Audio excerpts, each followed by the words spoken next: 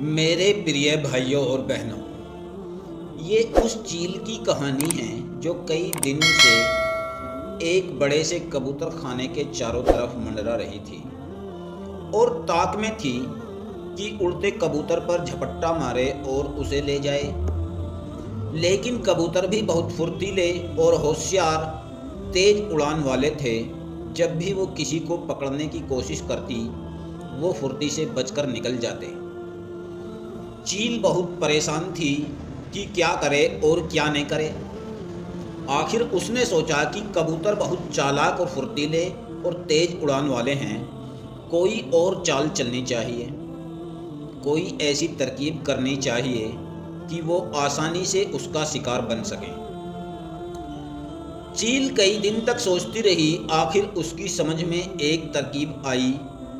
وہ کبوتروں کے پاس گئی، کچھ دیر اسی طرح بیٹھی رہی اور پھر پیار سے بولی، بھائیوں اور بہنوں، میں تمہاری طرح دو پیروں اور دو پروں والا پرندہ ہوں۔ تم بھی آسمان پر اڑ سکتے ہو، میں بھی آسمان پر اڑ سکتی ہوں۔ فرق یہ ہے کہ میں بڑی ہوں اور تم چھوٹے ہو، میں طاقتور ہوں اور تم مقابلے میں کمزور ہو۔ میں دوسروں کا شکار کرتی ہوں، تم نہیں کر سکتے۔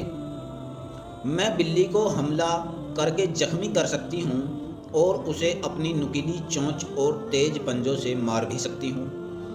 تم یہ نہیں کر سکتے، تم ہر وقت دشمن کی جد میں رہتے ہو۔ میں چاہتی ہوں کہ پوری طرح تمہاری حفاظت کروں تاکہ تم ہنسی خوشی، آرام اور اطمینان کے ساتھ اسی طرح رہ سکو جس طرح پہلے زمانے میں رہتے تھے۔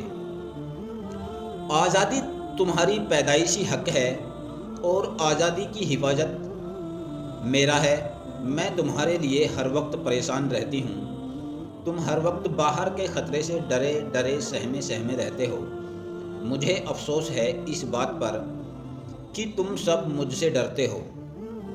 بھائیوں اور بہنوں، میں ظلم کے خلاف ہوں، انصاف اور بھائی چارے کی حامی ہوں۔ میں چاہتی ہوں کہ انصاف کی حکومت قائم ہو، دشمن کا منہ پھیر دیا جائے اور تم سب خوف سے آزاد، اطمینان اور سکون کی زندگی بسر کر سکو۔ میں صرف یہی چاہتی ہوں کہ تمہارے میرے درمیان ایک سمجھوتا ہو۔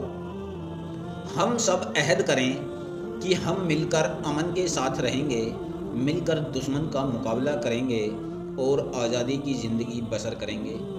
لیکن یہ اسی وقت ہو سکتا ہے جب کہ تم دل و جان سے مجھے اپنا بادشاہ مان لو۔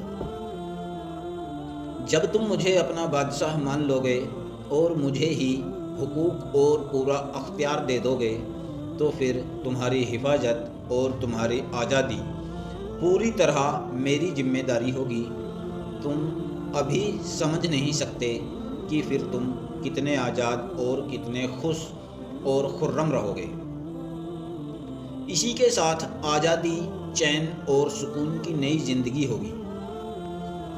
چیل روز وہاں آتی اور بار بار بڑے پیار محبت سے ان باتوں کو طرح طرح سے دہراتی۔ رفتہ رفتہ کبوتر اس کی اچھی اور میٹھی باتوں پر یقین کرنے لگے۔ ایک دن کبوتروں نے آپس میں بہت دیر مشورہ کیا اور طے کر کے اسے اپنا بادشاہ مان لیا۔ اس کے 2 دن بعد تخت نشینی کی بڑی شاندار تقریب ہوئی۔ چیل نے بڑی شان سے حلف اٹھایا اور سب کبوتروں کی آزادی، حفاظت اور ہر ایک سے انصاف کرنے کی قسم کھائی۔ جواب میں کبوتروں نے پوری طرح حکم ماننے اور بادشاہ چیل سے پوری طرح وفادار رہنے کی دل سے قسم کھائی۔ بھائیوں اور بہنوں، پھر یہ ہوا کہ کچھ دنوں تک چیل کبوتر خانے کی طرف اسی طرح آتی رہی اور ان کی خوب دیکھ بھال کرتی رہی۔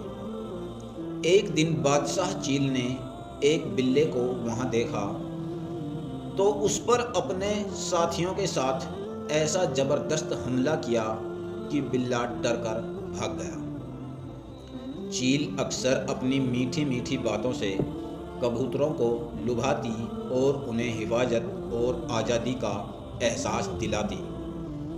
اسی طرح کچھ وقت اور گزر گیا۔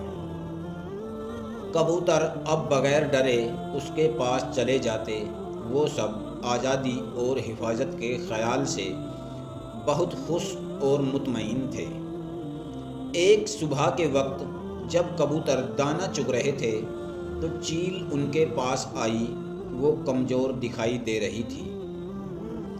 معلوم ہوتا تھا جیسے وہ بیمار ہے۔ کچھ دیر وہ چپ چاپ بیٹھی رہی اور پھر ساہنہ آواز میں بولی، بھائیوں اور بہنوں، میں تمہاری حکمران ہوں۔ تم نے سوچ سمجھ کر مجھے اپنا بادشاہ بنایا ہے۔ میں تمہاری حفاظت کرتی ہوں اور تم چین اور امن سے رہتے ہو۔ تم جانتے ہو کہ میری بھی کچھ ضرورتیں ہیں۔ یہ میرا شاہی اختیار ہے کہ جب میرا جی چاہے میں اپنی مرضی سے تم میں سے ایک کو پکڑوں اور اپنے پیٹ کی آگ بجھاؤں۔ میں آخر کب تک بغیر کھائے پیے زندہ رہ سکتی ہوں؟ میں کب تک تمہاری خدمت اور تمہاری حفاظت کر سکتی ہوں؟ یہ صرف میرا ہی حق نہیں ہے کہ میں تم سے جس کو چاہوں پکڑوں اور کھا جاؤں، بلکہ یہ میرے سارے شاہی خاندان کا حق ہے۔ آخر وہ بھی تو میرے ساتھ مل کر تمہاری آزادی کی حفاظت کرتے ہیں۔ اس دن اگر اس بڑے بلے پر میں اور میرے خاندان والے مل کر حملہ نہیں کرتے تو وہ بلّا نامعلوم تم میں سے کتنوں کو کھا جاتا اور کتنوں کو زخمی کر دیتا۔ یہ کہہ کر بادشاہ چیل قریب آئی اور ایک موٹے سے کبوتر کو پنجوں میں دبوچ کر لے گئی۔ سارے کبوتر منہ دیکھتے رہ گئے۔